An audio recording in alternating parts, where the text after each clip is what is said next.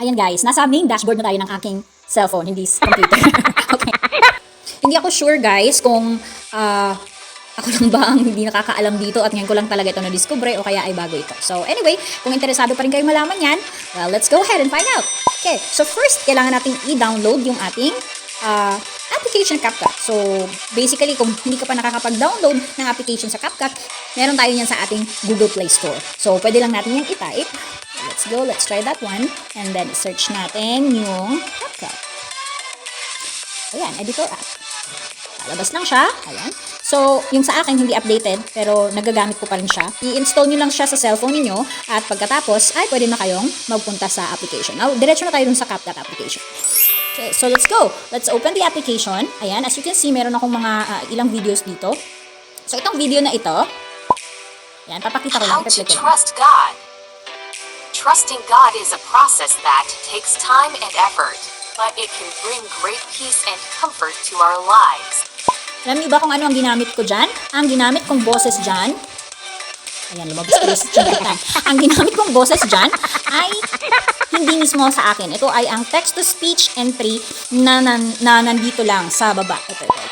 Yung mga nandito sa baba na side. Okay? So, balik tayo doon. Let's get out sa ito na video. Gumawa tayo ng new project. Ito na lang muna. Preparatory. Halimbawa, magta-type ako, nandito ka na sa Capcut. So, ganito ang paggawa niyan, guys. Nakapili na tayo ng ating photo na ilalagay bilang background natin. Of first step, we have to add a text. So, okay, tap natin yung add a text. And then, halimbawa, nandito na kayo sa text box. So, ang ilalagay natin dyan, for this video lang na tutorial, what are your thoughts for the future? Okay, halimbawa, ganyan. Tapos na nating mag-type in ng mga letters dito, yung ating words na gustong i-type in. Pupunta tayo ngayon sa checkbox at the right side. Ayan.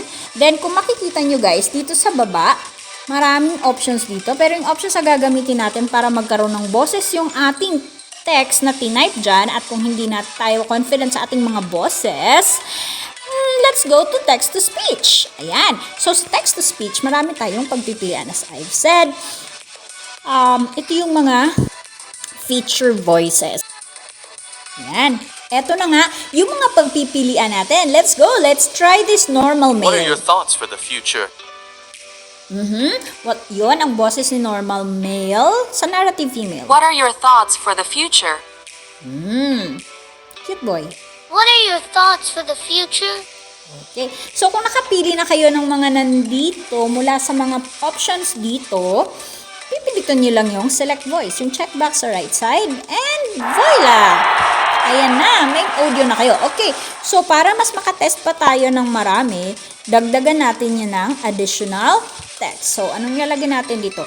Are you planning to get married one day? Or are you going to... Hindi pa natin nalagyan ng space. Are you going to go on a long vacation? Ang sarap ng bakasyon. Okay, question mark. And then, yan, na-type na natin. Let's tap the right side, the checkbox, and of course, dito na tayo sa ating option, text-to-speech. At pipili tayo para makasigurado tayo. Make sure that you are online while you're doing this kasi hindi maglo-load yung ating mga boses kapag offline. Okay? So, itong serious female muna. Are you planning to get married one day, or are you going to go on a long vacation? Maganda, pero... Are you planning to get married one day? Are you going to go on a long vacation? Okay. So, female storyteller. Are you planning to get married one day, or are you going to go on a long vacation? Vacation? Hindi na masama. Maganda rin. Okay, let's listen from the beginning. What are your thoughts for the future? Are you planning to get married one day, or are you going to go on a long vacation? O, diba? Meron na tayo ngayong magandang voiceover. So, kung hindi tayo komportable sa ating mga boses, para gamitin natin sa ating mga videos, we can also make use of Capcut para maging maayos ang ating mga videos. So, abangan nyo yung next topic natin. Dito pa rin yan sa ating channel. Please like and subscribe po if you wanna be updated sa mga applications na katulad nito, video editings or photo editing, or we are also making illustration applications na pwede nyong gamitin. So, ayan, kompleto na. Halimbawa, pagpalagay natin na ito na yung content, happy na tayo sa content natin. So, the usual thing na ginagawa natin, syempre, kung gusto nating taasan yung ating resolution, pwede yan 1080p, but actually 720 is already enough if you're going to do YouTube videos. But if you want clearer resolution, make sure na naka 1080p kayo, okay? So, yung frame rate natin usually 25 lang naman ako. Minsan nga hindi ko na pinapalitan tong 720. But for this, gusto kong maging, kung gusto mo talaga maging confident, then go. Gamitin mong 1080p, there's nothing to worry about it. Okay, so pag nag-upload ka na, pipindutin mo lang yung arrow pataas on the right side. And we're waiting, exporting. Yan, ready na tayo guys. Wow. Ready to share na yung ating mismong video. Okay, pindutan lang natin yung done and for sure masisave na yan dito.